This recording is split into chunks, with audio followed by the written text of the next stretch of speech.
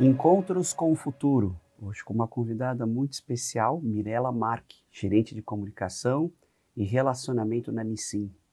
Obrigado pela presença. Obrigada, eu que agradeço a oportunidade. E aqui comigo na bancada, professora da SPM, Hannah Kim. Prazer estar aqui. Prazer é todo nosso, professora. E Matthew Schutz, diretor do World Observatory. Encontros com o Futuro é uma iniciativa do World Observatory, da SPM e da Prime, que é o braço da ONU de Universidade de Negócios no Brasil e no mundo. E hoje o tema é liderança feminina. Então, Mirela, ao peso da responsabilidade. Mirela, antes da gente mergulhar na liderança feminina, contextualiza um pouco para a gente a Nissin.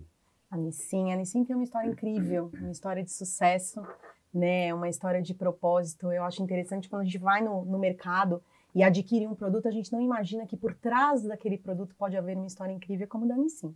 Então, a Nissin nasce lá no final da Segunda Guerra Mundial. O Sr. Momofuku Ando, fundador do grupo Nissin, inventor do macarrão instantâneo, via problema de fome no pós-guerra. E aí ele ficou com aquela ideia na cabeça, né? Que triste ver as pessoas em filas buscando alimento. Anos mais tarde ele perdeu o emprego e lembrou daquela cena, né? Na verdade, aquela cena nunca saiu da mente dele. E falou, bom, agora é o momento. Eu preciso criar algo. Eu preciso criar um alimento. Só que curioso é que o Sr. Momofuku não tinha nenhuma familiaridade com cozinha. E aí, durante um ano todo, ele trabalhou muito desenvolvendo um produto, né? Ele tinha algumas ideias, ele tinha um grande sonho, princípios para esse produto, tinha que ser prático, pensando lá no pós-guerra, na fome, ele tinha que ser prático, preço acessível, saboroso, seguro. Trabalhou um ano inteiro e até que em 1958 ele então desenvolve o primeiro macarrão instantâneo do mundo. Essa é a história da Nissin. Ah, tem o primeiro do mundo? Do mundo. Ele foi precursor, né? E com essa invenção dele, ele mudou a cultura alimentar do mundo, né? Então, o mundo passa a ter o produto instantâneo, o alimento instantâneo. Então, é uma história de propósito, né? E o curioso, ou melhor, o interessante, é que ele tinha 48 anos, quando ele fez a primeira invenção. Né? E aí, depois, na década de 70, ele vai para os Estados Unidos, porque o produto dele ganhou o mundo rapidamente, né? O lamen ganhou o mundo, foi considerado como lamen mágico no Japão, e via os americanos... Lamen mágico. Ah, que bom. Porque ficava pronto muito rápido, 3 minutos. 3 minutos. Né? E aí... Não é maravilhosamente japonês esse nome. Lamen mágico. E os próprios japoneses, né, tratavam o produto de lamen mágico. E aí, na década de 70, ele vai para os Estados Unidos observar, né, como que o produto estava sendo consumido, né, fora, né, do Japão, volta e cria Cup Noodles, com 61 anos. Mas aos 95, ele falou assim, meu produto precisa ir além do planeta. E desenvolveu o primeiro macarrão instantâneo que foi consumido no espaço. Gente, não é uma história de propósito? É uma história né? maravilhosa. É incrível, né? Então, toda vez que eu tenho oportunidade... Foi consumido numa missão espacial, ele desenvolveu, ele liderou aos 95 anos o time de P&D da empresa, né? E ele conseguiu desenvolver o Space Ham. O primeiro macarrão instantâneo, Space Ham. Primeiro macarrão instantâneo consumido no espaço, numa missão espacial por um astronauta japonês. Então, essa é a nossa história. Essa é a história da Nissin. Uma história incrível, de propósito, e que eu me orgulho muito de fazer parte. Né? E chegou no Brasil quando? 1965. Então, nós estamos no Brasil, também desenvolvemos essa cultura aqui no país, né? Então, desde 65, hoje nós temos 10 marcas só no Brasil. A gente imagina, miojo, macarrão, nós temos 10 marcas, né? Então, por exemplo, Nissin Lamen, Turma da Mônica, Cup Noodles, UFO, e temos 2 fábricas prontas já, e a terceira, uma aqui em São Paulo, Ibiúna, uma em Glória do Goitá, interior de Pernambuco, e nos próximos anos aí teremos uma fábrica em Ponta Grossa, no Paraná. É uma enorme operação no Brasil. Enorme operação no Brasil, enorme. Né? Fabricamos muitos pacotinhos por dia. Uau. Faz muito sucesso, né? Muito. E com a juventude também. Sim. Eu vejo eles na internet falando, discutindo sabores, é incrível. Nós temos uma relação... É um assunto. É um assunto. Nós temos uma relação muito próxima. Geração Z, assim, né? Muito. A gente vai participando da vida das novas gerações, inclusive. Né? Então, a gente sabe que muitos gamers, por exemplo, consomem nosso produto no momento do jogo. Isso para nós é incrível, né? É. Então a gente vai de ponta a ponta, né? E sim, movimentamos aí, fomentamos as discussões na internet. Vocês fomentam? Sim, a gente acaba tendo, sim, e acaba tendo isso, né? A gente percebe essa questão na internet de todo mundo falando. É uma ferramenta incrível. Incrível. Se você conseguir ter esse lado leve, que viraliza, né, uma ferramenta de comunicação ótima. Ótima, Agora, excelente. um ponto, Mirela, para passar para a Hannah. Como é que a liderança feminina, no teu entender, impacta no dia a dia, na operação da empresa? Grandemente, né? Acho que não só na Nissin, como em todas as organizações, né? Eu, particularmente, acredito na pluralidade, né? Então, acho que, assim, quando a gente tem um ambiente plural, você consegue ter inúmeras discussões, você incentiva a criatividade, inovação. Nesse sentido, a liderança feminina é muito positiva, né? Porque ela chancela essa diversidade, né? Lá na Nissin, nós temos inúmeras líderes mulheres, e isso é muito positivo para nós, né? E nós conseguimos fazer com que o nosso ambiente seja um ambiente muito mais propício a discussões.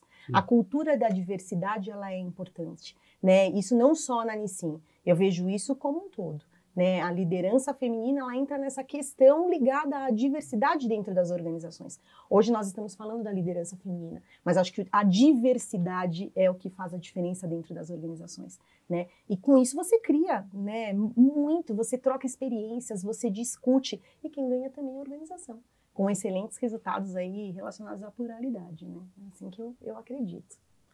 Mirela, a gente ouviu assim, na história da Nissin, você dentro ali com a liderança feminina. Conta um pouquinho da sua carreira também, um pouquinho dos êxitos, né? Sendo essa líder feminina no mercado, né? E os papéis, né?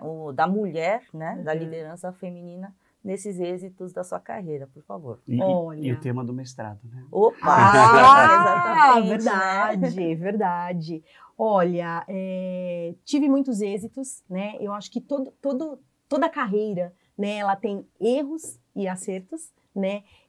Eu, por exemplo, implantei departamentos, então eu acho que implantar um departamento dentro de uma organização é um desafio grandioso, porque você sai do nada. Mesmo que você tenha uma receita de bolo, às vezes é em um outro nicho da economia, e aí você acaba tendo que desenvolver do zero e ainda implantar a cultura desses departamentos dentro da organização, né?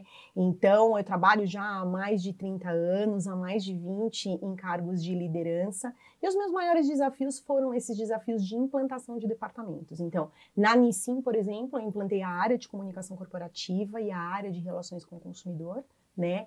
E tive sempre... Quando isso? Não tinha isso antes? Não tinha.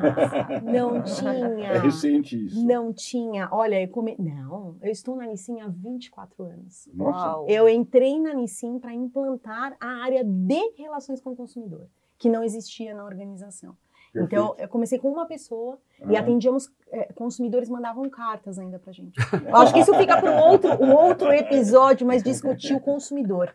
O quanto o consumidor mudou nesses 30 anos, né? Mas acho que os meus principais êxitos, então, estão relacionados a isso, né?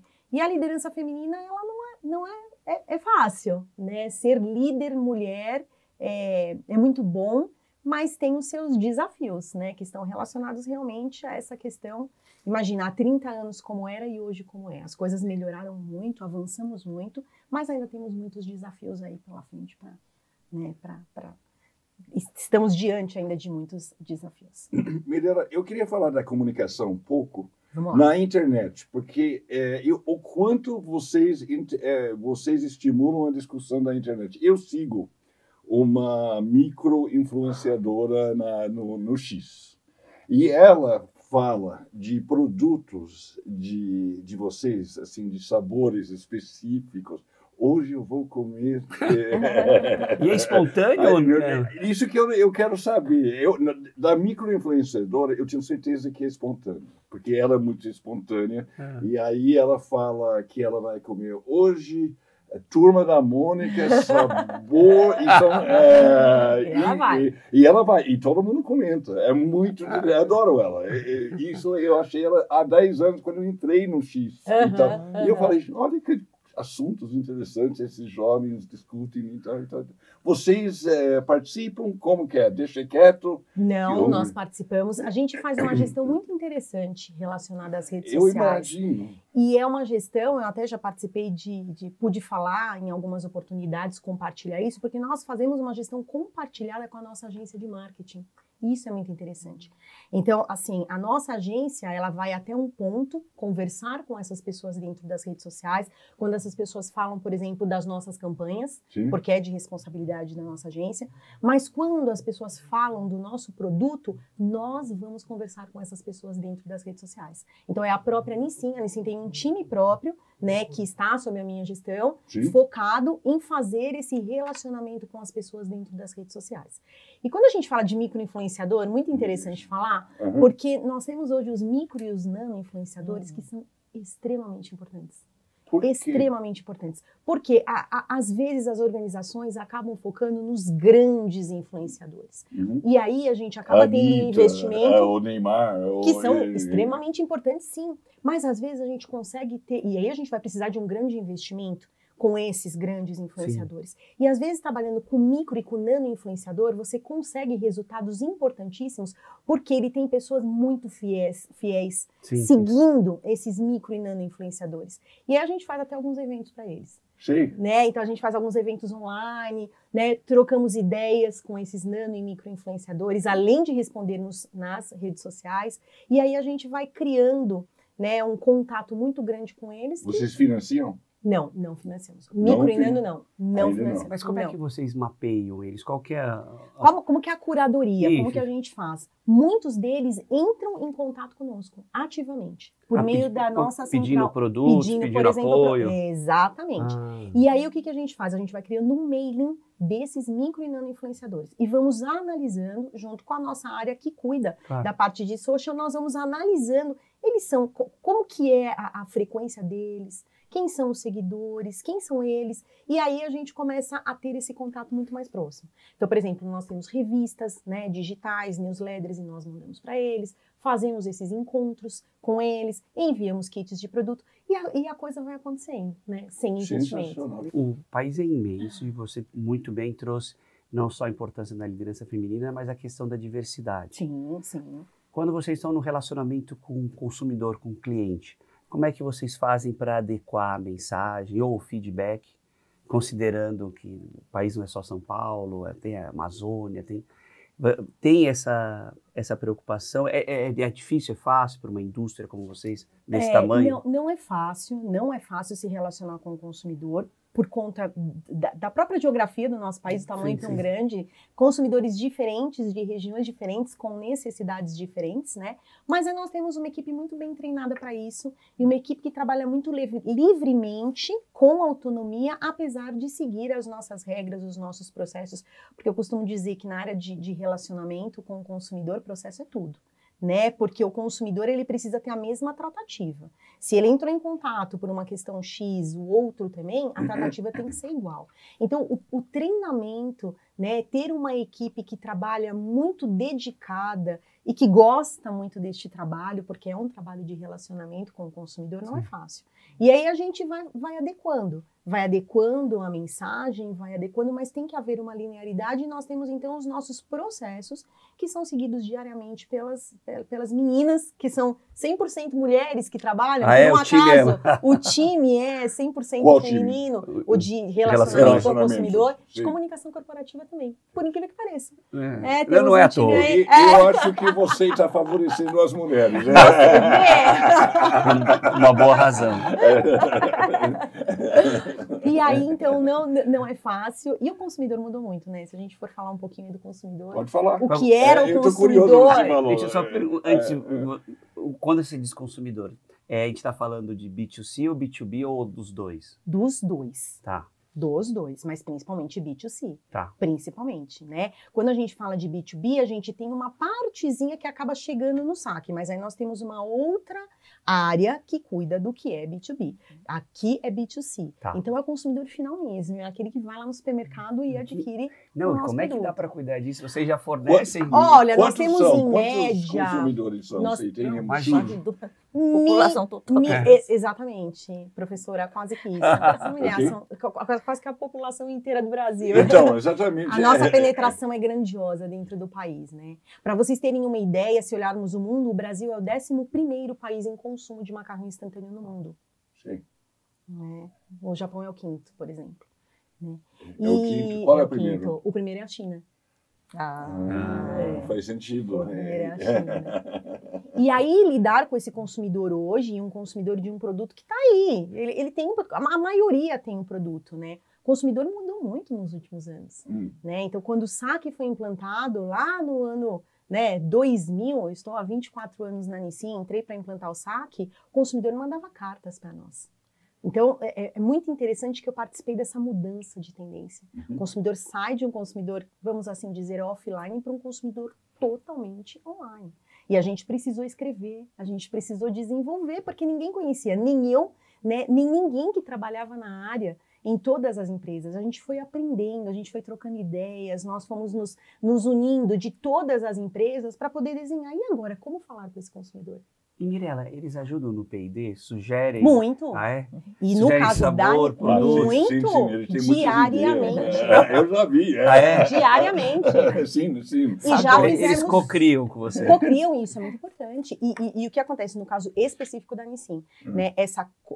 É uma cocriação, porque o nosso P&D e o nosso marketing, eles estão totalmente ligados ao saque, atentos. Então, os nossos relatórios, eles são mensais, mas diariamente, tanto o P&D quanto o marketing pode nos solicitar o que precisar.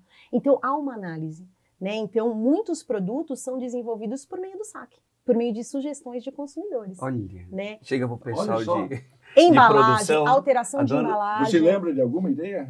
Lembro. Por exemplo, eu tenho um caso muito, muito, muito interessante, né? Nós tínhamos uma linha yakisoba de pacote pequeno. E quando nós lançamos, tinha a imagem Ela gosta. Tinha a imagem do produto e os consumidores tinham vegetais, mas o produto ele é um macarrão instantâneo com sabor, ele não é sabor yakisoba, ele não é um yakisoba. Claro. E nós tínhamos assim uma informação incrivelmente incremente com vegetais. Sim. O saque começou a receber vários contatos de todos os lugares do Brasil. Vocês lançaram um produto escrito incrivelmente com vegetais e não tem vegetal. E começamos a analisar, gente, mas como? Mas não é incrivelmente, é incremente. Mas é a questão cerebral. Então, o que ele olhava? O consumidor olhava a foto. Na hora do almoço. Olha só Olha agora que coisa entendi. interessante. Demorei um pouquinho, demorou para cair a ficha. É interessante. Não é muito interessante? Muito interessante. E aí não foi uma, não duas, e de diversos. Vamos voltar para trás. Se falar, o problema é conosco mesmo. Mudamos a embalagem. Sim. Mudamos a embalagem, tiramos a informação, né, do incremente com vegetais para não haver mais nem. E tudo bem, o produto foi. Né? Esse é só um exemplo, mas temos exemplos de sabores e. Enfim, a gente lançou há pouco tempo o Misturiojo, né, que era uma mistura de vários sabores, né, e as definições dos sabores foi por meio do... Misturiojo. Então, por quê? Porque né, o marketing começou a observar nos contatos dos consumidores que os consumidores misturavam os sabores, então por que não? Vamos lá com o P&D e vamos desenvolver. Então é uma cocriação, isso é muito interessante. Né? E Mirela, deixa eu te perguntar, quando você está formatando uma equipe para um ponto específico, você falou da diversidade, aqui a gente chama de casting, mas não é o caso. Como é que você escolhe seus talentos na empresa para abrirem um novo setor, um novo departamento? Qual que é o teu mindset? Como é que você constrói uma equipe ou um processo novo? Olha, a equipe, vamos falar da equipe. A equipe tem que estar ligada no desenvolvimento, né, do trabalho que vai ser realizado. Então, a partir daí, são feitas inúmeras reuniões junto com a nossa área de recursos humanos para que a gente consiga desenhar um perfil que se adeque às atividades que aquele colaborador vai realizar. Mas você pede diversidade? Sim, até porque eu acredito, como você disse, né, nessa questão da diversidade. Eu acredito que ter discussões, inclusive, se a gente olhar também, a questão de idade. Né? Então, as novas gerações, as novas gerações isso, as novas gerações aquilo. Gente, as novas gerações nos trazem um frescor, as novas gerações incentivam a nossa discussão, nos fazem sair do lugar comum, de falar, peraí, mas o que mesmo que ele tá? Olha como ele tem, né? Então, nesse sentido, sim, a gente consegue construir junto com a área de recursos humanos, né? Tanto os mais jovens, quanto as pessoas que já têm 50 a mais, a empresa ultimamente anda contratando alguns colaboradores, né? Porque a gente acredita nessa diversidade, né? Hoje nós temos, por exemplo, nos meus times, eu tenho pessoas de 20 trabalhando comigo e tenho pessoas de 45, 46 trabalhando no mesmo time. Isso é incrível. É difícil? Não é fácil. É desafiador? Né, muito. professora? É muito desafiador, né, professora? Muito. Mas a gente tem que entender que realmente aquilo, para a organização, pensando no futuro da organização, é fundamental. Né? Se eu tiver equipes iguais, times exatamente iguais, isso não vai fomentar a discussão, isso não vai ajudar a ter resultados como a empresa busca. Então, aí a gente conversa com o RH, de acordo com o desenvolvimento das atividades, e consegue desenhar o perfil. E, lógico, o mais diverso possível. Né?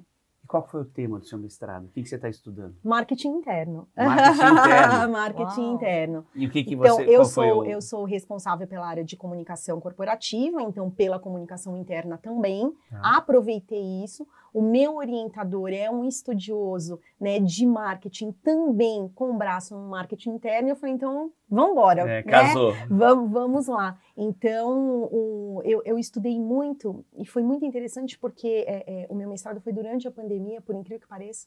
Eu comecei o mestrado, aconteceu a pandemia, e aí eu tive que falar um pouco de comunicação de interesse público. Então, o meu estudo foi como a comunicação de interesse público, os assuntos de interesse público podem ser compartilhados dentro da organização por meio de ferramentas de marketing interno. Uau. E aí nós estávamos vivendo esse momento. Né? E aí foi muito importante, porque a gente conseguiu, dentro da nossa organização, nós tivemos assim pontos importantíssimos, né? Nós não podíamos parar durante a pandemia, então a gente precisava comunicar aquele colaborador, comunicar a família dele, fazer com que o mínimo de colaboradores ficassem doentes, adoecessem, a gente se preocupou. Então a comunicação, e aí eu acredito que não só na Nissin, mas a comunicação assumiu o seu papel estratégico. Eu acho que, eu entendo que... A gente falou disso ontem com uma jornalista, né, Método? Eu acho que durante a pandemia foi isso aqui, ó. Aí a comunicação fez isso, agora acabou. Agora é papel estratégico mesmo, e ela mostrou, né? Não só na Nissin. Né? E aí o meu estudo foi perfeito, porque eu consegui viver, né? O que eu estava estudando, né, todos os autores, todos os milhares de artigos e livros, eu conseguia olhar na prática que a gente conseguiu aplicar. Né? E quais eram os obstáculos à comunicação dentro da empresa? Olha, no caso da Nissin, o nosso maior obstáculo, o nosso ponto mais importante era chegar também na família do colaborador. Então, era fazer com que esse colaborador compreendesse o que nós estávamos falando sobre a Covid, sobre os problemas, óbitos e tudo mais, mas fazer com que ele levasse aquela informação para a família dele e para a comunidade onde ele está. Era o nosso papel, era a nossa responsabilidade como empresa. Sim. Né? Então, nós entendíamos isso. A nossa responsabilidade é com o colaborador, mas é ajudar o mundo neste momento. Mas é um passo arrojado, né? Super. Falar com a família, sim? Não, família, comunidade. E era o que a gente queria. E a gente falava para ele, olha, nós vamos compartilhar. Então, e como fazer isso? Como? Então, implantamos, nós não tínhamos TVs corporativas até então. Implantamos TVs corporativas. Começamos a trabalhar com vídeos. E era cartilha, né? Nós falávamos com esse colaborador, fazíamos apresentações presenciais, junto com a nossa área de medicina. Né? Nós tínhamos um comitê. Eu acho que muitas empresas fizeram isso. Né? A Nissin criou um comitê e a comunicação tinha um braço importantíssimo nesse comitê. Eram só 4 áreas, uma delas era RH, era administração, comunicação, né? E a parte de tecnologia. Então, a comunicação tinha um ponto importante. Então, era essa. A nossa questão era chegar na família e na comunidade, para que a gente cumprisse o nosso papel, também como organização. Né? E nós conseguimos. Nós tivemos, assim... não posso abrir aqui os números, mas praticamente nenhum óbito, dentro de quase 3 mil colaboradores. Então, para nós foi um excelente resultado. Não, incrível. Mirela, tem algum desafio assim que você enxerga assim, por estar numa multinacional ou por estar dentro do setor alimentício, assim, por exemplo, alguma diferença, algum desafio adicional? Com relação a ser líder mulher, né, dentro dessas empresas. No caso, assim, vou falar da minha vivência, da minha realidade. Fora a dupla jornada. Sim. Mas eu acho assim, dentro, por exemplo, da organização onde eu estou, eu consigo ter a liberdade, eu acho que... eu participo de tudo dentro da organização, não só a Mirella, mas as outras mulheres têm abertura, né, dentro da organização, né, nós temos reuniões junto com o presidente. Então, no caso da Nissin, né, é tudo muito tranquilo, né, mas eu vejo sim, eu acho que nós ainda temos muito que avançar. Né, eu vejo, por exemplo, se nós analisarmos, no meu ponto de vista, a questão, esquecendo o Nissin, mas falando do geral, né, uma questão salarial. Eu acho que hoje ainda, outro dia eu estava lendo uma matéria que nós demoraremos no mínimo 20 anos para ter, mesmo com políticas públicas que estão sendo implantadas, né? Então eu acho que ainda tem muitos desafios, né? Para mim essa questão é focada, né, nessa diferença salarial ainda é um grande desafio e que a gente tem que trabalhar muito nas organizações, né? Então acho que as mulheres precisam ter força dentro das organizações. E muitas empresas já estão, né, formando grupos aí de mulheres, comitês. Tem lá na empresa, muitos, né? Na empresa mesmo, nós já estamos estudando agora para o próximo semestre, do próximo ano, termos aí um grupo de mulheres para discutir assuntos, né? Então, mas eu acho que a gente ainda... Os avanços, sim. Se eu olhar há 30 anos, quando eu comecei, e olhar hoje, o mundo corporativo é outro, que bom. Né? Sim, que ótimo. Ainda falta, mas está na direção certa. Isso. E não tem, no meu ponto, não tem retrocesso. Acho que daqui para frente é só galgar, né? Eu acho que tivemos muitos avanços, longe do equilíbrio, mas eu acho que agora tem muito ainda para... Mirella, e no futuro? O que vocês enxergam? Como que você vê o futuro em termos de produtos e da Nissin? Vocês vão lançar novos produtos? Como serão? Eu acho que assim... Vai haver uma preocupação. Eu imagino uma preocupação grande com nutrição, ou não? Sim, global. Global, então, exatamente. Nós somos uma empresa global que temos, sim, essa preocupação, né? De buscarmos, sabemos, nós já diminuímos, seguimos todas as legislações brasileiras com relação à melhoria de alimentos, diminuímos aí o sódio muito, acompanhando toda a legislação, mas sim, estudamos muito para desenvolvermos produtos que cada vez mais estejam de acordo com a necessidade do mundo, né, dos consumidores. E nós sabemos que o consumidor hoje ele já busca algo diferente, né? Mas a gente estuda muito e sim, pretendemos no futuro, temos aí muitos lançamentos pela frente, e né? tem sabores brasileiros? Só brasileiros? Os nossos sabores são desenvolvidos de acordo com o paladar do brasileiro. Todos? Qualquer lugar do mundo onde a Nissin tem planta, ela analisa. Então, assim... tem uma... exato. Acomoda ao regional. Ao regional. Tem que ser assim, para nós. Esse é o sentido da Nissin. Esse é um dos princípios lá do senhor Momofuku, é entregar o sabor. Então, nós entendemos que a gente entrega o sabor quando a gente olha o povo de um país e fala que você gosta. Do país. E aí nós desenvolvemos produtos. E qual é o seu sabor favorito? Eu tenho. Então, eu tenho. É o Lamen Suave Turma da Mônica Tomate. É igual a minha no influenciadora. Aqui você sai, agora eu não estava conseguindo lembrar, mas é exatamente o que ela gosta. Eu adoro. É o meu preferido. É o meu preferido. Faz parte lá da mesa de casa. Ela chama Camila, eu acho. Camila? Eu vou mandar essa entrevista para Camila. Manda sim. Lembramos de você. Lembramos de você. Turma da Mônica é sabor tomate. Igual a minha lá. É o dia dela. Estou trabalhando. Agora eu sair e vou comprar um lamen. Turma da Mônica sabor tomate. Sabor tomate. É o meu preferido. Mirella, foi um prazer enorme ter você aqui. Obrigada. Parabéns pela carreira, pela trajetória. E muito bacana você ver essa ampliação, não só da liderança feminina e da diversidade. Muitíssimo obrigada. E eu que agradeço muito. Obrigada pela oportunidade.